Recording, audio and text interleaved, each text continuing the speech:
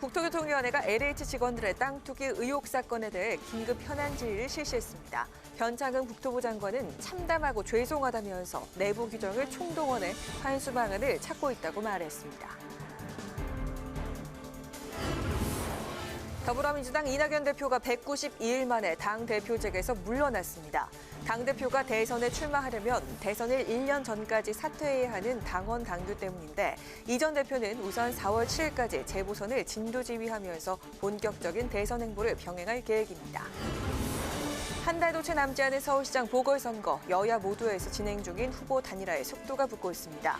여권의 박영선, 김진애 후보는 일정 합의안을 마련했고 야권의 오세훈, 안철수 후보 양측의 실무 협상단은 3년을 갖고 실무 협상에 들어갔습니다.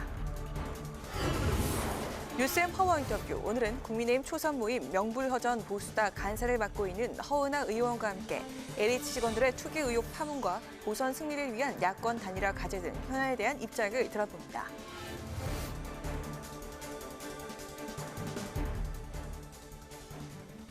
여러분 안녕하십니까? 3월 9일 의정 종합뉴스 뉴스엔 시작하겠습니다.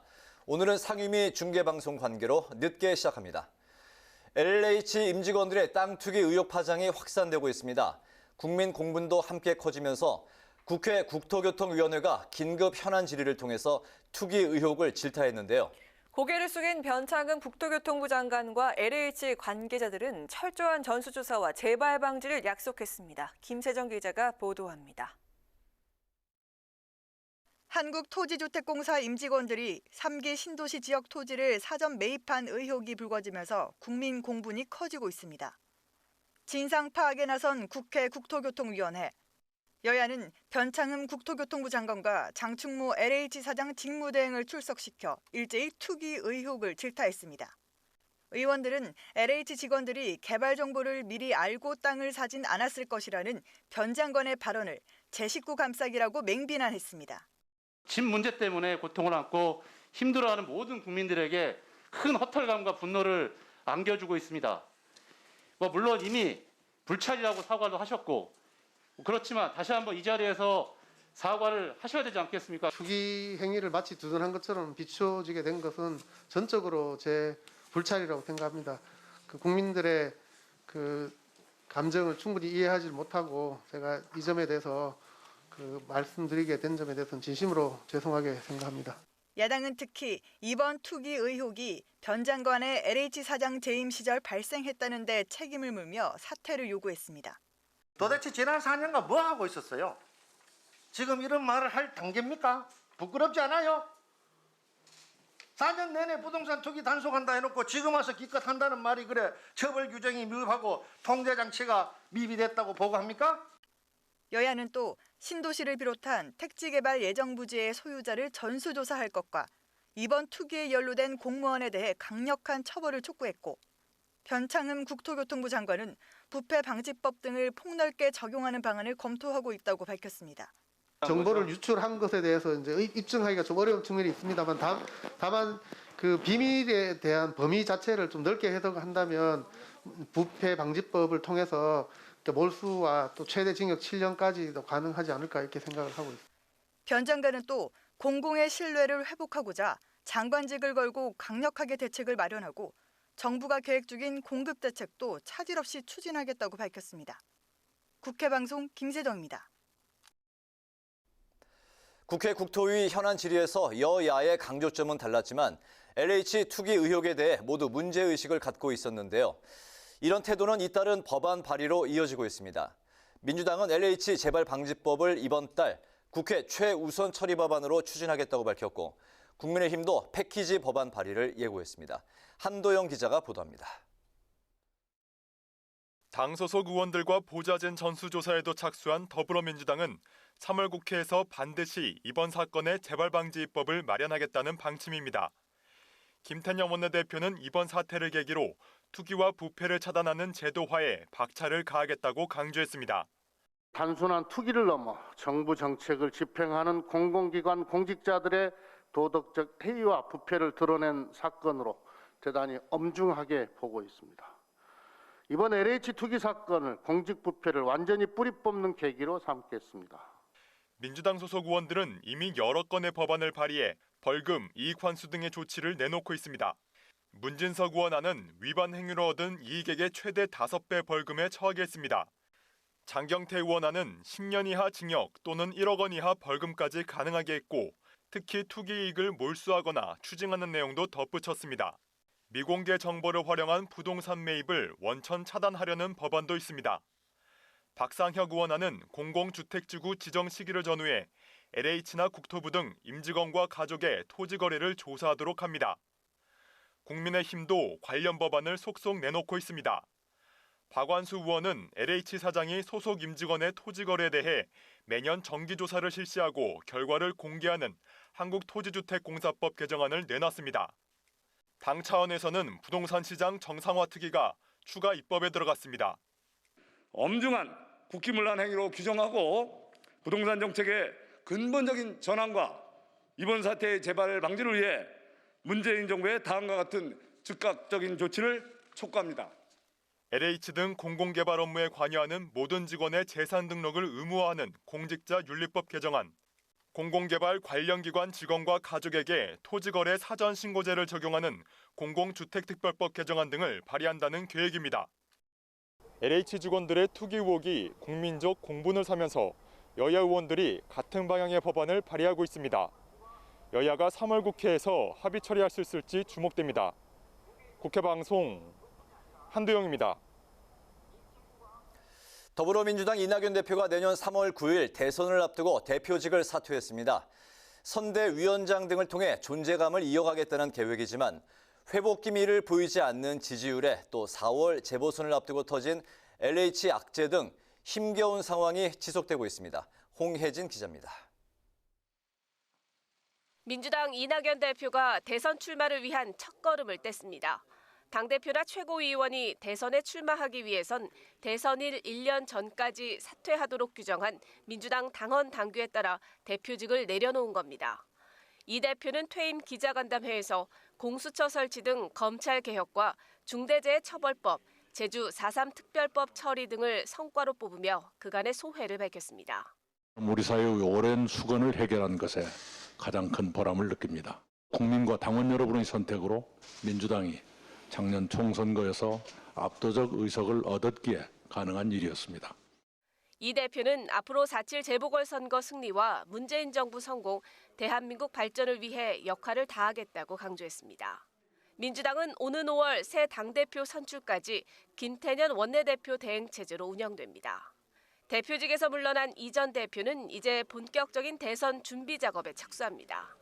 이 전 대표는 상임 선대위원장과 가덕도 특위위원장 역할 등을 통해 존재감을 이어가겠다는 계획인데 상황은 녹록지 않아 보입니다. 이재명 경기지사에게 뒤집힌 대선 여론조사 지지율은 좀처럼 회복 기미를 보이지 않고 있고 최근 윤석열 전 검찰총장의 지지율도 급상승하면서 이 전 대표의 고민이 깊어지고 있습니다. 여기에 서울시장 보궐선거에서 야권 단일화가 이루어졌을 경우 선거 판세를 예단하기 어려운 데다 LH 투기 의혹으로 민심 이반도 심상치 않습니다. 이번 보궐선거에서 서울과 부산시장을 모두 야권에 내준다면 선거를 이끈 이 전 대표는 대선 가도에 치명타를 입을 수밖에 없습니다. 윤석열 전 총장의 정치 입성 가능성이 높아지면서 대선 판도가 요동치고 있습니다. 지지율 부진 속에 당내 경선부터 이낙연 전 대표의 대선 레이스가 쉽지 않은 상황을 맞았습니다. 국회방송 홍혜진입니다. 4.7 서울시장 보궐선거 승리를 위해 여야 모두 후보 단일화에 속도를 내고 있습니다. 여권에서는 더불어민주당 박영선, 열린민주당 김진애 후보가 단일화 방식에 합의했고 야권에서는 국민의힘 오세훈, 국민의당 안철수 후보 양측이 실무 협상에 착수했습니다. 보도에 박지영 기자입니다. 그동안 단일화 논의가 지지부진했던 더불어민주당 박영선, 열린민주당 김진애 서울시장 후보가 합의안을 마련했습니다. 15일까지 두 차례 토론을 한 뒤 16일과 17일 이틀 동안 서울 시민과 두 당의 당원을 대상으로 여론조사를 해서 최종 결과를 발표한다는 계획입니다. 두 후보는 단일화를 통한 범여권의 선거 승리 의지도 다졌습니다. 서로에게 기대고 의지하면서 박영선의 서울과 김진애의 서울을 뜨겁게 융합시켜 보도록 하겠습니다. 제가 비록 부족한 점이 많지만 이변을 만들고 기적을 만들어서 서울 시민께 변화에 대한 새로운 희망, 이것을 일깨우도록 노력하겠습니다. 국민의힘 오세훈, 국민의당 안철수 서울시장 후보 양측도 상견례를 시작으로 단일화 실무 협상에 시동을 걸었습니다. 두 야권 후보의 지지율이 최근 여론조사에서 근소한 차이를 보이면서 신경전도 팽팽합니다. 국민의당은 단일화 시너지 효과를 극대화하기 위해서는 단일화 룰을 서둘러 마련해야 한다고 강조했습니다. 후보 등록일을 감안하면 우리에게 허락된 시간이 많지 않습니다. 지지자들의 불안감 해소를 위해서라도 협상 진행을 서둘러야 합니다. 국민의힘 오세훈 후보는 박영선 후보 측이 제기한 내곡동 땅 투기 의혹 제기에 악의적인 허위 사실 유포라고 반박하며 단일화를 앞두고 악재 차단에 적극 나섰습니다. 박영선 후보가 후보 비서실장을 내세워서 이런 형태로 문제를 제기한다는 것은 참으로 비겁하고 악의적이다. 여야가 선거 승리를 위한 견제 속에 후보 단일화에도 속도를 내면서 4.7 재보궐선거의 열기가 점차 고조되고 있습니다. 국회방송 박지영입니다. 여야의 입장차로 상임위 일정이 잡히지 않으면서 4차 재난지원금 지급을 위한 추가 경정 예산안 심사가 늦어질 전망입니다. 더불어민주당은 민생 외면이라고 비판했고 국민의힘은 선거용 추경에 졸속 심사를 밀어붙이고 있다고 반박했습니다. 보도에 김희연 기자입니다. 국회가 어제 산자중기위를 시작으로 추경안 심사에 물꼬를 텄지만 대부분의 상임위에서는 아직 여야가 의사일정 합의를 이루지 못했거나 합의된 일정들이 미뤄지고 있습니다. 상임위 예비심사 다음 절차인 예결위 종합정책 질의 일정도 여야 이견이 큽니다. 민주당은 당초 11일이나 12일 질의를 가지려 했다가 야당의 반발로 15일로 늦췄지만 국민의힘은 여전히 18일 이후에 열자고 주장하고 있습니다. 추경의 속도전을 강조하는 여당과 철저히 검증하자는 야당의 입장이 엇갈리는 부분입니다. 이 같은 상황에 민주당 김태년 원내대표는 특별한 이유도 없이 선거를 앞두고 정쟁을 일삼는 야당 때문에 추경 심사와 입법이 마비됐다고 비판했습니다. 그러면서 이번 달에 4차 지원금이 지급될 수 있도록 추경안 처리에 책임을 다하겠다고 강조했습니다. 4차 재난지원금은 민생의 한 모금 물과 같은 긴급 생존 구호 자금입니다. 결코 정쟁의 대상이 아닙니다. 반면 국민의힘은 여당이 제대로 준비도 안 된 선거용 추경을 졸속으로 밀어붙이고 있다고 반박했습니다. 김성원 원내수석부 대표는 정부가 경영위기인 10가지 일반 업종에 대해 100만 원 추가 지원을 약속해놓고 어떤 업종이 해당되는지 아직 확정하지도 못했다고 지적했습니다. 문재인 정부와 민주당이 추경 심사 일정을 무리하게 밀어붙이고 있습니다. 급하다고 바늘 허리에 실을 꿰 수는 없는 것입니다. 앞으로 진행될 추경 심사에서는 코로나19 피해 지원 대상에서 빠졌던 농업 분야에 대한 지원책이 추가될 것으로 보입니다. 여야 모두 농가 피해에 대한 지원 대책 마련은 공감하고 있는 가운데 농해수위는 모레부터 추경안 예비심사에 들어가 농업 지원책을 논의할 예정입니다. 국회방송 김희연입니다. 더불어민주당 이낙연 대표가 5인 이상 집합금지 방역수칙을 위반한 같은 당의 장경태 의원에게 경고했습니다. 이 대표는 또 당 소속 모든 의원들도 코로나 방역수칙을 위반하는 일이 없도록 주의할 것을 당부한 것으로 전해졌습니다. 민주당 청년위원장인 장 의원은 이준석 전 국민의힘 최고위원 등과 5인 이상 술자리 모임을 가진 사실이 알려져서 논란이 됐습니다. 국민의힘 주호영 원내대표는 더불어민주당과 통일부가 북한인권재단 이사를 조속히 추천할 것을 촉구했습니다.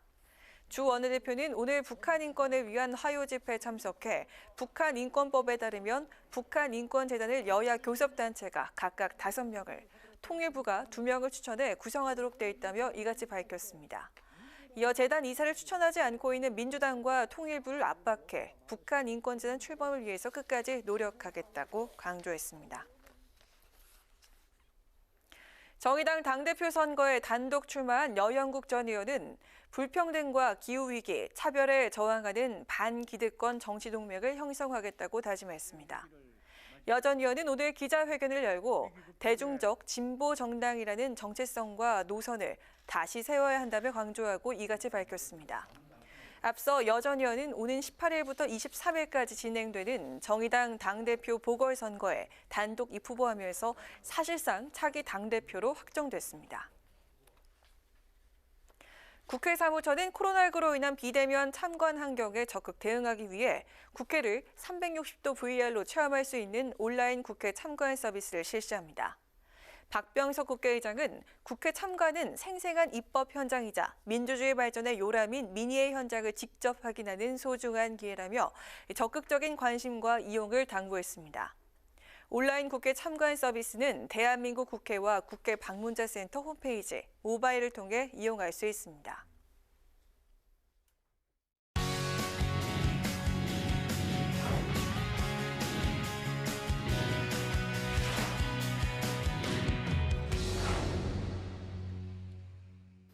네, 오늘 이슈 분석 강민지 기자와 함께합니다. 강 기자, 어서 오세요. 네. LH당 투기 의혹이 이제 일파만파인 상황인데 앞에 그 리포트에서도 우리가 잠깐 봤습니다만 국회에도 오늘 긴급 현안 질의를 갖고 진상 파악을 이제 진행하고 있는데 현재 수사 상황은 어떻게 진행이 되고 있나요? 네, 현재 LH 직원의 신도시 투기 의혹은 경찰청의 국가수사본부에서 담당을 하고 있습니다. 네. 그 아래 부동산 대응을 위한 특별수사단, 이른바 특수단에서 맡아서 진행을 하는데요. 정세균 총리는 어제 이 특수단을 정부 합동특별수사본부, 이른바 합수본으로 확대 설치하라고 지시를 했습니다. 네. 현재 1차 조사를 맡고 있는 합동조사단이 있는데요. 네. 이곳은 총리실하고 국토부가 구성이 되어 있습니다. 그런데 이 강제 조사 권한이 없다 보니까 조사에 한계가 있다는 겁니다. 이 특수단을 강제 조사 권한이 있는 금융이나 국세청 등 관계기관이 참여하는 방향으로 확대 개편한다는 방침인데요. 네. 경찰이 이 지시 하루 만인 오늘 합수본으로 격상을 시켰습니다. 이 합수본은 앞으로 나올 합조단 조사 네. 결과를 토대로 본격적인 수사에 나서게 됩니다. 네. 그러니까 이제 경찰청의 특수단 그리고 이제 총리실과 국토부 산하의 이제 합동 조사단이 수사를 한다는 건데 그중에 이 합동 조사단은 강제 수사 권한이 없는 그 한계가 있다는 얘기군요. 그런데 이 정치권에서는 이번 의혹을 과연 누가 조사하고 수사하는가 이 주체를 두고 공방이 이제 벌어지고 있는 상황이네요. 네, 이제 지금 합동조사단과 이 합수본의 구성을 보시면 검찰이 수사 주체에서 빠져 있습니다.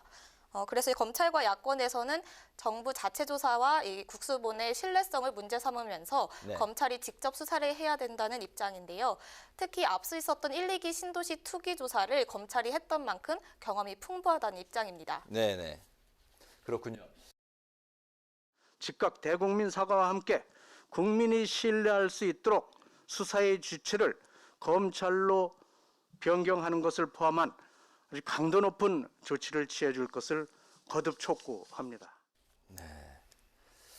그 야권은 이제 검찰이 수사에 참여를 해야 된다, 뭐 이런 그 입장인데 그렇다면 이 검찰이 수사 주체에서 빠진 이유가 무엇이고 또 야당의 입장은 현재 어떤 건가요?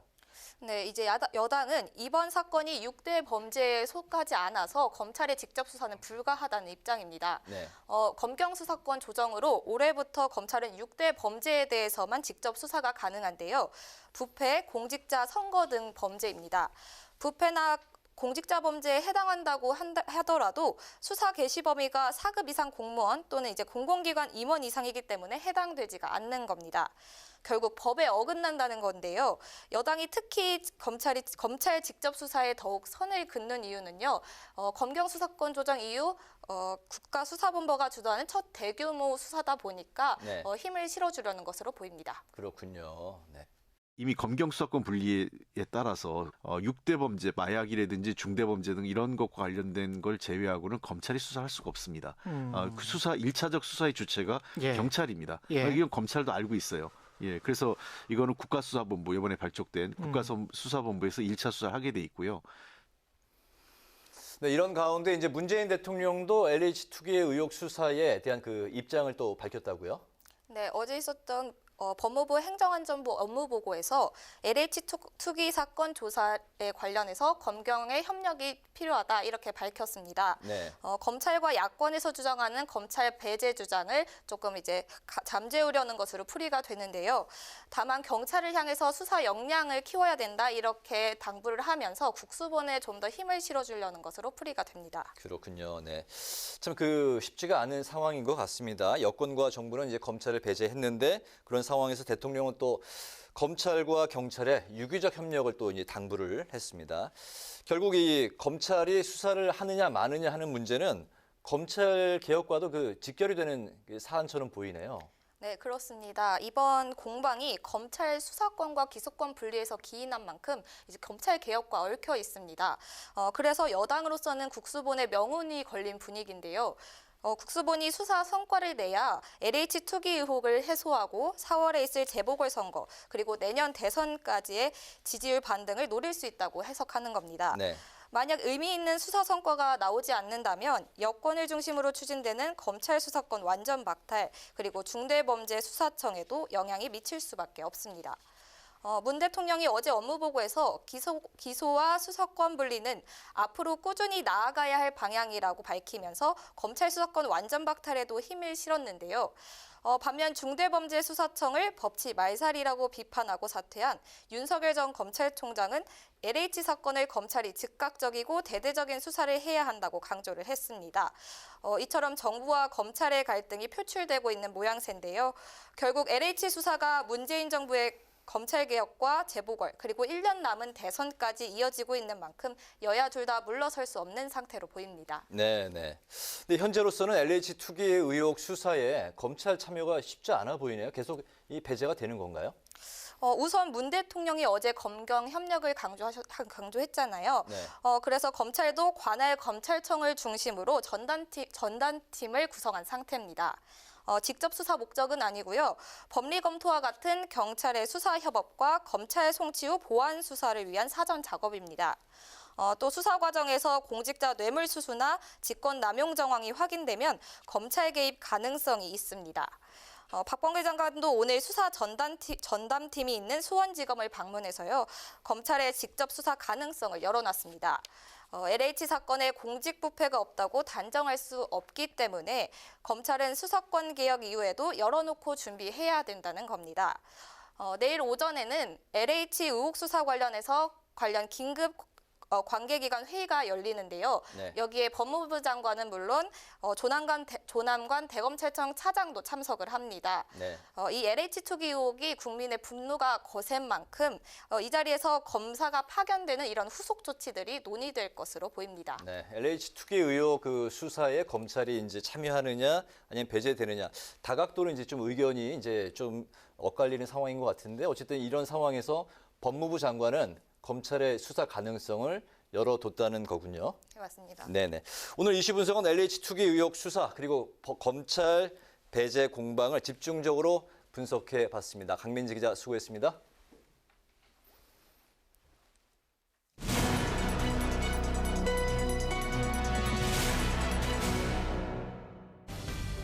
강하락의 정치톡 시간입니다. 3월 9일 시선을 집중시킨 정치 뉴스는 무엇이었는지 만나보시죠.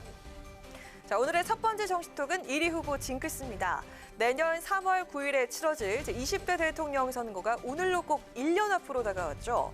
윤 전 검찰총장이 사퇴 이후 단숨에 대권주자 지지율 1위로 떠오른 가운데 대선 1년 전의 1위 후보는 실제 대선에서 승리하지 못한다는 이른바 1위 후보 징크스가 최근 정가의 이목을 끌고 있습니다. 시작은 국민의당 안철수 대표의 발언이었습니다. 지금 대선 1년 전 지지율대로 대통령이 뽑힌 적은 거의 없는 걸로 저는 알고 있습니다. 그리고 특히 지금은 굉장히 가변성, 역동성들이 많습니다. 안 대표의 이 발언이 나온 다음 날 이번에는 민주당의 정청래 의원이 자신의 페이스북을 통해서 또 한 번 1위 징크스를 언급했는데요. 반짝 지지율 1위는 조만간 가뭇 없이 사라질 것이라며 한때 반짝 지지율 1위였던 고건, 김무성, 반기문도 훅 갔다라고 지적을 한 건데요. 그렇다면 1위 후보 징크스는 과연 사실일까요? 원래 이 징크스가 시작된 건 지난 97년 15대 대통령 선거 때부터였습니다. 당시 대선을 1년여 앞두고 박찬종 후보가 1위를 달렸지만 이후 중도 사퇴하면서 결국 김대중 후보가 최종 당선이 됐습니다. 2002년에 열린 16대 대선에서도 징크스는 그대로 적용이 됐는데요. 대선 1년 전에 이해창 후보가 압도적인 1위를 달렸지만 당시 군소 후보에 불과했던 노무현 후보가 경선 바람을 타고 결국 당선이 됐죠. 이후 여의도 정가를 중심으로 1위 후보 징크스가 떠돌았지만 17, 18, 19대 대선에서는 1년 전 1위 후보가 대세론을 계속 이어가면서 최종으로 당선이 됐습니다. 18대 때 안철수, 19대 때 반기문 이 두 사람이 잠깐 1위하면서 부상하기도 했지만 대선 1년 전이 아닌 1년 이전과 이후로 그 시기가 달랐고요. 둘 다 결국 불출마를 선언하면서 완주하지 못했습니다. 결론적으로 보자면 15, 16대는 맞았지만 17대부터는 깨진 대선 1위 후보 징크스. 과연 이번 20대 대선에선 어떻게 나타나게 될까요? 이어서 오늘의 두 번째 정치톡은 정책위 의장의 의견입니다. LH 직원들의 3기 신도시 투기 의혹 파문이 확산되면서 일각에서는 신도시 지정을 아예 취소해야 한다 이런 이야기까지 나오고 있습니다. 이에 대해 민주당 홍익표 정책위 의장이 오늘 의견을 냈다가 이를 번복하는 해프닝이 있었습니다. 그 논란이 된 홍 의원의 발언 먼저 들어보시죠. 아직 뭐 그에 대해서 정부 여당 차원에서 검토한 건 없지만 심각하다면 그런 가능성도 열어놓고 조사 결과를 좀 지켜볼 필요가 있지 않을까 생각합니다. 3기 신도시 취소 여부를 묻는 질문에 홍 정책위 의장은 1차 조사에서 어느 정도 비리를 걸러냈다고 판단을 하면 신도시 개발을 늦출 필요는 없지 않겠느냐고 전제하면서도 조사 결과 상당한 비리가 광범위하게 이뤄졌다면 그럴 가능성도 있다고 언급을 했습니다. 바로 이 부분이 당정의 입장과 온도차가 있는 발언이었습니다.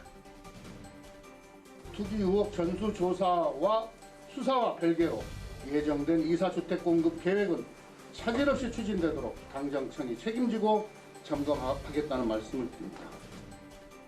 투기 행위자에 대한 조사와 재발 방지 대책을 조속히 추진하면 물론 기존에 발표한 주택 공급 대책도 차질 없이 추진해야 할 것입니다. 조사 결과가 심각하다면 신도시 지정 취소나 지연 가능성도 있다는 홍 정책위 의장의 발언과 달리 김 원내대표나 변 장관은 이 문제와는 별개로 신도시 계획은 차질 없이 추진한다는 입장인 건데요. 논란이 일자 홍 정책위 의장이 오늘 아침 회의를 끝내고 나오면서 다시 해명에 나섰습니다. 신도시 지정 취소 의견이 있다길래 비리가 광범위하면 검토해보겠다는 의견을 낸 것일 뿐 현재로서는 차질 없이 추진하겠다는 게 당의 입장이란 겁니다. 홍 정책위 의장의 의견은 해프닝으로 일단락이 됐지만 당정청이 밝힌 대로 신도시 계획이 차질 없이 추진될 수 있을지는 좀 더 지켜봐야겠죠. 지금까지 강아랑의 정치톡이었습니다.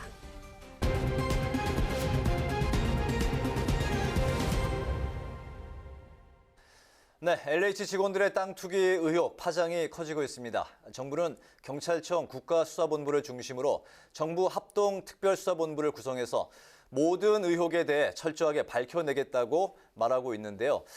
일각에서는 제대로 된 수사가 가능하겠냐는 이런 지적도 나오고 있는 상황입니다. 과연 여당의 입장과 계획은 무엇인지 현근택 전 더불어민주당 상근 부대변인을 화상으로 연결해서 들어보도록 하겠습니다. 대변인님 나와 계시죠? 안녕하세요. 네, 현근택입니다. 네, 안녕하십니까? 네.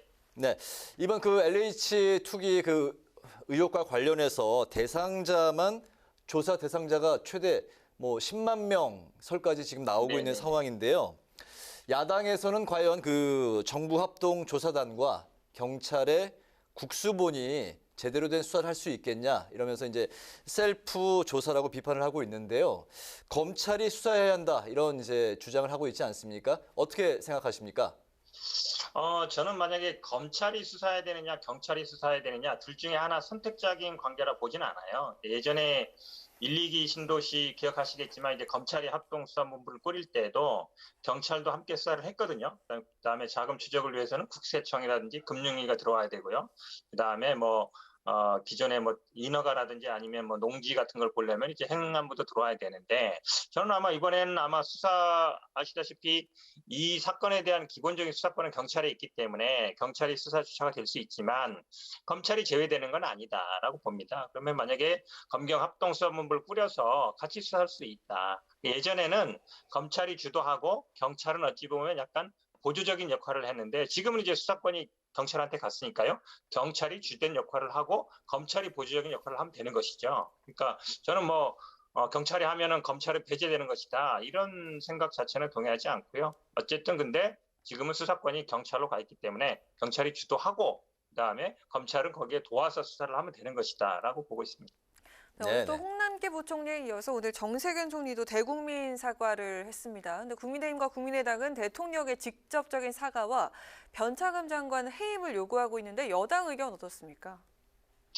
기본적으로 아마 뭐 이게 정치 쟁점화 시키려고 하는 것 같아요. 근데 지금은 아마 뭐 몇 사람이 이제 어쨌든 뭐 지금 시민단체에서 문제를 제기하고 있는데 아마 조사를 하면 수사를 하면 아마 더 많은 사람이 나올 걸로 봅니다. 뭐 그렇게 된다 그러면 아마 수사 결과를 발표하거나 이럴 때 뭐 대통령의 입장 표명 가능한 것 같고요. 근데 변창흠 장관은 조금 제가 봐도 좀 문제는 있는 것 같아요. 지난번에 뭐 정부 그렇게 투기 그런 걸 알고서 안 샀을 수도 있다라는 얘기인데 지금 국민들이 얘기하는 건 거기 자체 땅을 산 것 자체를 문제 삼는 거잖아요. 그 정보를 알았냐 몰랐냐가 아니라 그러니까 저도 그 LH 직원들이 본인 부인 이름으로 땅을 살 정도면 이게 그동안 굉장히 만연돼 있을 가능성이 높다. 그리고 변창흠 장관도 LH 사장을 했기 때문에 그런 정서에 좀 젖어 있는 게 아닌가 싶은 생각이 들어서 걱정은 되는데요. 또 한 가지면은 이게 사실은 결국은 아마 변창흠 장관이 사임을 하거나 해임을 되게 되면 아마 이 3기 신도시 공급 대책 자체가 다 제가 보기에는 앞에도 지금 이제 홍익표 수석 얘기도 있었지만 다 어찌 보면 이게 무위로 돌릴 가능성이 있거든요. 그렇게 된다 그러면 오히려 문제 해결이 더 복잡해진다라고 보기 때문에 기본적으로 이 3기 신도시가 좀 안정화되고 공급 대책을 잡아가는 거는 저는 아마 변창흠 장관이 해야 될 일이다라고 보고 아마 거치 문제는 그 다음에 생각을 해도 될 것 같습니다. 네네, 잘 알겠습니다. 이제 오늘이 내년 대선 꼭 1년 이제 앞두고 있는 날인데요. 사퇴한 윤석열 전 검찰총장의 지지율이 최근 1위로 여론조사 결과 이제 급상승한 걸로 이제 나타났는데 대선판을 흔들 태풍의 눈이다 뭐 이런 평가가 나오고 있습니다. 근데 어제 저희 프로그램에 이제 출연을 했던 이원택 의원 같은 경우는 의외로 여당 안에서는 차분하고 거품으로 평가하고 있다 이렇게 말씀을 하셨는데 실제 여당에서는 어떻게 분석하고 있습니까? 그게 좀 아마 당 내외 차이가 있는 것 같아요. 저도 오늘도 우리 직원들도 많이 만나보고 그다음에 당에 있는 사람들도 만나보고 그러는데요. 당에 있는 분들 대부분 정치를 많이 하신 분들이고 이러니까 여기 예전에 안철수, 반기문, 고건 이런 사람들 예를 많이 드는 것이죠. 결국은 윤석열 총장이 사퇴 순간이라든지 아니면 지금 사퇴하고 나서 바로 지금 부동산 투기 문제가 나왔기 때문에 어쨌든 메시지에도 효과는 있는 것 같은데요. 근데 이런 어떤 누구에 대한 반대 아니면은 어떤 거에 대한 반대만으로 본인의 정치를 하는 건 아니거든요. 결국은 아마 일시적인 현상이라고 봅니다. 그러니까 본인이 스스로 어쨌든 경제라든지 외교라든지 안보라든지 아니면 정치라든지 결국은 본인 능력으로 해결해 나가야 되거든요. 조언을 받을 수 있지만 그거에 대한 것들은 아마 앞으로 의견을 밝힐 기회가 있을 텐데 얼마나 본인이 갖춰져 있는가, 준비되어 있는가 이런 부분에 대해서 의문을 많이 갖고 있는데요. 근데 아마 저도 이제 직원들한테 물어보니까 굉장히 또 좋게 얘기하는 분들도 있더라고요. 특히 젊은 사람들 중에도. 하필이면 지금 부동산 투기 문제, 그게 또 예전에 1기, 2기 신도시는 검찰이 수사했었고 윤석열 총장 스스로도 파주 운정직으로 수사했다 그러기 때문에 검찰한테 하면 기대 심리도 있는 것 같은데요. 근데 이제 저는 기본적으로 검찰총장이 바로 정치로 직행하는 거, 그거에 대해서는 저는 일단 부정적으로 생각하고 있습니다. 왜냐하면 검찰은 준사법기관으로 기본적으로 정치적인 중립성이 굉장히 중요하고 그것 때문에 어쨌든 지난번에도 계속 윤석열 총장은 정치적 중립성을 지켜야 된다. 그리고 임기를 보장해야 된다 했는데 그걸 박차고 나갔기 때문에 저는 본인 스스로 어쨌든 어떤 법에 대해서 반대하는 것과 그걸 사퇴하고 그다음에 정치로 나가는 거는 다른 문제다라고 보기 때문에 시간이 지나면 아마 그런 것들에 대한 국민들의 판단도 갈 걸로 보고 있습니다. 네, 오늘 말씀 잘 들었습니다. 고맙습니다. 고맙습니다. 네, 고맙습니다. 네, 지금까지 현근택 전 더불어민주당 상근부 대변인이었습니다.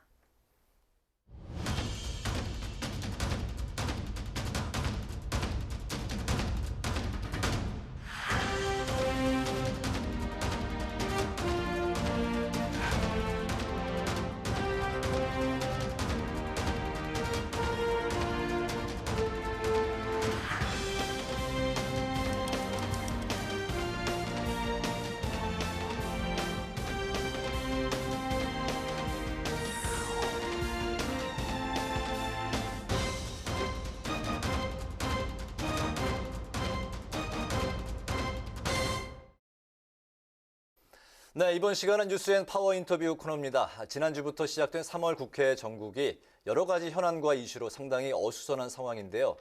당장 4.7 재보선이 한 달도 남지 않은 상황에서 LH 사태가 변수로 급부상하는 모습입니다.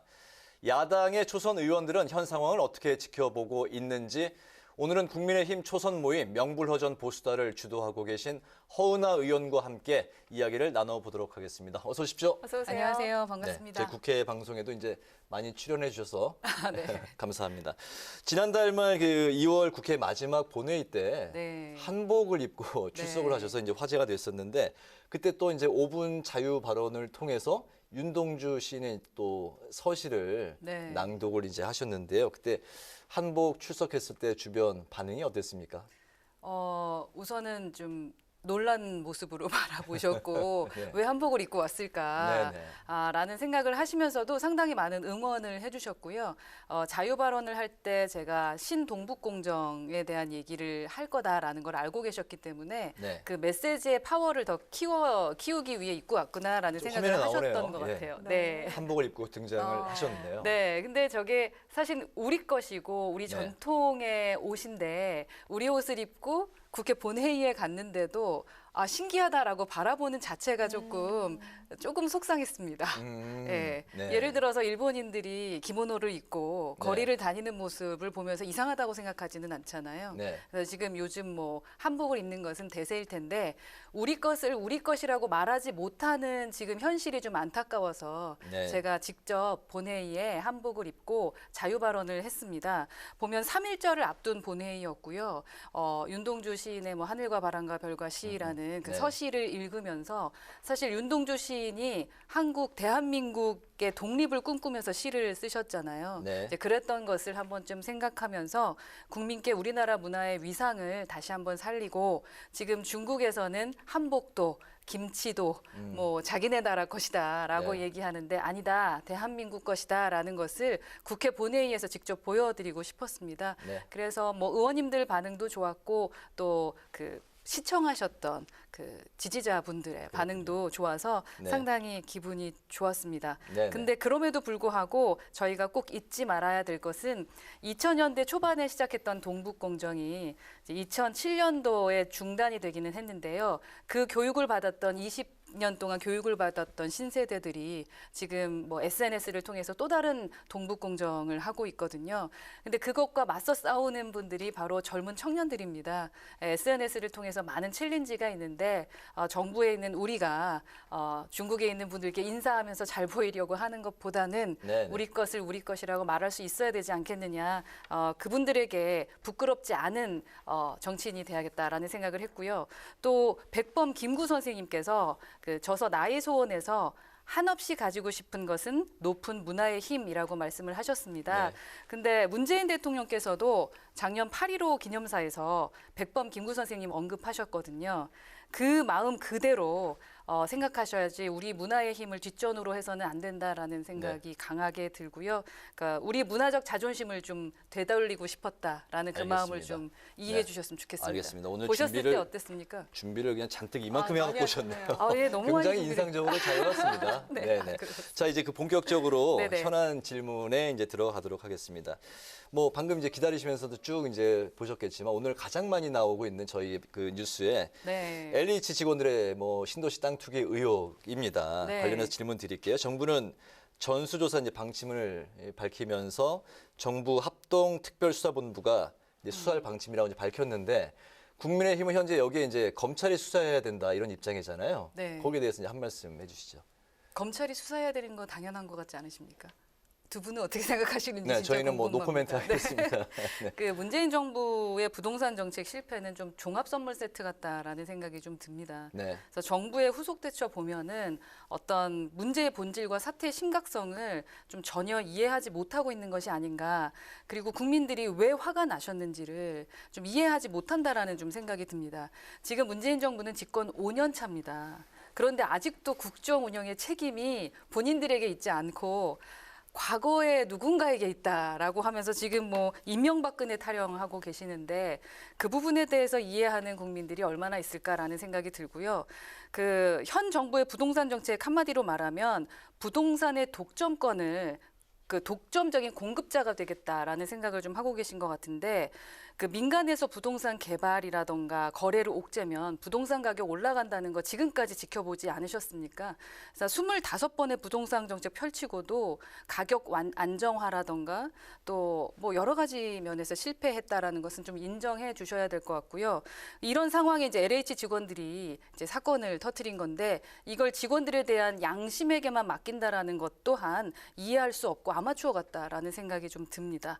그래서 정치적 논리를 앞세워서 그 전 정부 시절 문제를 이렇게 찾아서 체리피킹하려는 그런 모습보다는 문제 해결을 좀 할 수 있는 그런 정부의 모습을 좀 보여주셨으면 좋겠습니다. 네. 그러니까 정치적인 책임만 갖고 이렇게 왈가왈부할 지금 상황은 아니다. 그래서 국정 운영에 대한 책임감을 좀 가져주셨으면 좋겠다라는 것이 알겠습니다. 제 생각입니다. 네. 네, 국민의힘은 대통령의 직접적인 사과와 또 변창흠 장관의 해임을 요구하고 네네. 있는데 만약 사퇴나 이 해임 등의 조치가 없을 경우에 국민의힘 대응은 어떻습니까? 어떻게 계획을 하고 계신지? 제가 뭐 1년 동안 초선 활동하면서 느꼈던 것은 그 180석 여당에게 저희가 어떠한 것도 아무것도 할 수 없다라는 걸 좀 느꼈습니다. 예, 그래서 아마도 그간 민주당의 행보를 보면 뭐 그대로 진행할 것 같다라는 생각이 들고요. 네. 행정부에 대해서 견제와 균형을 좀 해야 할 국회가 그냥 숫자로 밀어붙이는 것 언제까지 갈까라는 생각이 드는데 그렇다고 저희가 지켜볼 수만은 없으니까 당 차원에서 자체적으로 권성동 의원이 위원장이 돼서 부동산 투기 조사 투기를 구성을 했습니다. 그래서 본격적인 조사를 좀 계획하고 있고요. 네. 그래서 국회의원 하나하나가 검사와 수사관이 돼서 그 대한민국의 공적 신뢰를 뒤흔든 반사회적인 어떤 범죄 행위의 진실을 좀 파헤쳐보자라고 오늘 또 의총에서 저희 원내대표 회의에서도 나왔었던 문제입니다. 알겠습니다. 자, 이번에는 그 4.7 재보선 이야기를 한번 해보겠습니다. 이제 30일도 남지 않았잖아요. 네. 야권에서는 이제 가장 최대 이제 이슈가 가장 중요한 게 이제 단일화겠죠. 오세훈 후보와 이제 안철수 후보. 네네네. 그 의원님께서 지금 이제 주도하고 계신 당내 초선 모임 명불허전 보수다도 열심히 이제 단일화를 위해서 뛰고 계신 걸로 알고 있는데 야권 승리를 위한 후보 단일화를 위해서 어떤 게 가장 중요하다고 보십니까? 어떤 것이 중요하냐? 뭐 결론적으로는 어떤 방법론이든 네. 그 후보들의 장단점을 잘 찾아서 어떻게 대화해서 극적으로 드라마 같은 모습을 국민들께 보여줄 수 있을까라는 부분인데 두 후보 다 모두 겪어볼 만큼 모든 것을 겪어보신 분들이세요. 네. 그래서 느끼셨겠지만 서두른다라는 느낌보다는 차분하게 이미 준비된 것을 이제 차근차근 해나간다라는 생각이 들고 직접 만나본 두 분 다 자신감이 정말 넘치십니다. 그래서 또 그러면서도 자신들이 가지고 있는 것들을 내려놓을 마음의 준비가 되어 있기 때문에 네. 아마 국민들께서 실망하지 않는 기본적인 그런 단일화 장면을 연출하시면서 극적인 드라마를 보여주실 것 같습니다. 근데 여기에서 저희가 꼭 한번 생각해 봐야 되는 것은 이건 선거의 유불리나 후보의 경쟁력을 따지기 전에 이번 선거는 애초부터 사실 있어서는 안 되는 선거였다라는 것을 국민께서 꼭 기억하셔야 된다라는 말씀 드리고 싶고요. 그 서울과 부산이라는 세계적인 메가시티에서 인권 변호사 출신 대통령을 배출한 정당의 두 사람이 추악한 성범죄로 시작된 재보궐 선거입니다. 그래서 국민열세 824억을 썼습니다. 절대 잊으셔서는 안 됩니다. 그래서 야권의 단일화, 야권이 서로 싸운다 안 싸운다 이러한 말들이 중요한 것은 아닌 것 같고요. 다시 한번 말씀드리지만 두 분께서 만나셔서 막걸리도 한 잔, 맥주 한 잔 하셨다고 하는데 네, 다음 막걸리인가요? 네, 막걸리 하지 않으실까요? 잘 풀어나가시면서 현명하게 저희가 대처하고 있으니 저희를 좀 지켜봐 주셨으면 좋겠습니다. 알겠습니다. 네, 여야의 또 관심이 현재 대권 지지율 1위로 떠오른 윤 전 총장의 행보에 집중이 되고 있는데 일단 정계 진출은 기정사실화가 된 그런 분위기인데요. 야당 합류냐 아니면은 제3지대 독자 노선이냐 이런 게 좀 갈리고 있는데 국민의힘 초선들 의견 어떻습니까? 어떻게 될까요? 우선은 뭐 관망하고 있습니다. 근데 지금까지 보면은 그 제3지대 인물들이 양당에 이렇게 흡수가 되거나 사라지는 경우가 상당히 많았습니다. 네. 그건 아마도 정치에서는 어떤 보이지 않는 벽이 있거나 그 나름대로의 시스템이 있는 것이 아닌가 하는 생각이 들거든요. 네. 그래서 아마도 많은 생각들이 있지 않을까라는 생각이 들고 그리고 윤 총장, 그러니까 윤 전 총장 같은 경우는 어떤 한쪽을 선택했다라기보다는 지금 한쪽에서 버림받은 분이십니다. 그러니까 버림받아 나와서 국민이 뜻하는 바대로 또 윤 총장 스스로가 국민의 편인 것을 보여주는 것이 가장 중요하다고 생각하고요.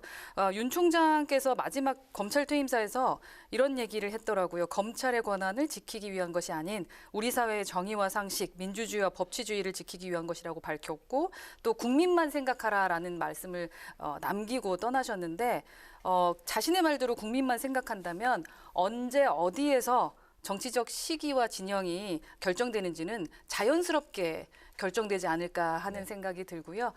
오늘 뭐 1년 남아서 아까 징크스 얘기도 잠깐 나오던데 네. 시간이 답을 줄 거라고 생각을 합니다. 네, 알겠습니다. 그 마지막 질문은 이제 의원님이 소속돼 있는 위원 상임위 과방입니다. 국회 과방위 네. 관련 이야기를 좀 해보겠습니다. 얼마 전에 KBS 수신료 인상 문제가 이제 또 논란이 됐었는데 의원님께서 TV 수신료 회계 분리를 담은 방송법 일부 개정안을 이제 네. 대표 발의하셨어요. 네. 어떤 내용인가요? 우선 제가 KBS 3대 개혁안을 좀 발표를 해서 법안 3개를 네. 예, 그게 과방위에서 KBS를 어떤 정권이 아닌 국민의 방송으로 되돌려야 된다라는 것에 함께하고 싶다는 생각이 있어서 제가 법안 3가지를 발의를 했거든요. 첫 번째가 말씀하셨던 분리징수입니다. 보시면은 저희가 정기로 보면 TV 수신료 2,500원이 저절로 부과돼서 그냥 부과가 되고 있잖아요. 그러니까 정기를 쓰려면 TV 수신료를 내야 해요. 그래서 그 자체를 분리해야 된다라는 분리징수법. 을 네. 제가 우선 발의를 했고요. 그러니까 억지로 뭐 그 KBS 수신료 낼 필요는 없다. 스스로 선택하고 자율권이 있어야 된다라는 건 첫 번째고요.